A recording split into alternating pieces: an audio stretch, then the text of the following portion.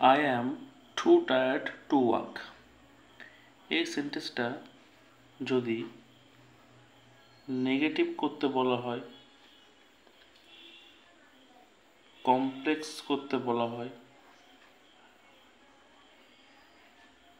Omit two মানে two বাদ দিতে বলা হয়, সব ক্ষেত্রেই যে অ্যান্সারটা আসবে সেটা হচ্ছে এই যে টু, এই টুটাকে অমিট করে এখানে সো লিখতে হবে। আর এই পরের টু এখানে আসবে দ্যাট। এখানে যে নাউন বা প্রোনাউন থাকবে, নাউন থাকলে তার অ্যাপ্রোপ্রিয়েট প্রোনাউনটা, অথবা প্রোনাউন থাকলে প্রোনাউনটাই বসিয়ে দেওয়া যাবে। তারপরে যদি এটা প্রেজেন্ট টেন্স থাকে তাহলে ক্যান নট, যদি এটা পাস্ট টেন্স থাকে তাহলে কুড নট। তাহলে কমপ্লিট অ্যান্সারটা কী হবে? I am so tired that I can not walk. যদি এরকম থাকতো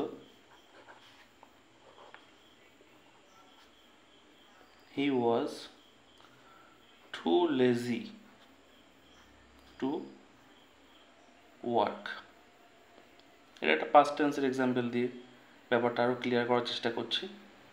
সেক্ষেত্রে কী হবে?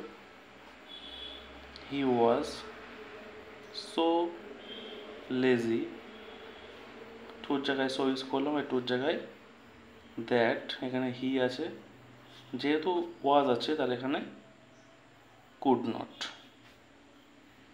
ওয়ার্ক। তাহলে he was so lazy that he could not work.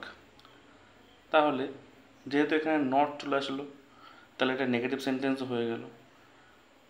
এটা যেহেতু একটা জয়নিং করার পর দুটো ক্লজ চলে এসছে বা দুটো পার্ট চলে এসছে, সেক্ষেত্রে এটা কনস্ট্রাকশন অনুযায়ী কমপ্লেক্স সেন্টেন্সও বলতে পারি। আবার আমি ঠু বাদ দেওয়ার ক্ষেত্রে বলে ঠু বাদ দেওয়া হলো, শুধু ঠু তো নয়, ঠুর সঙ্গে টুটাও বাদ গেল।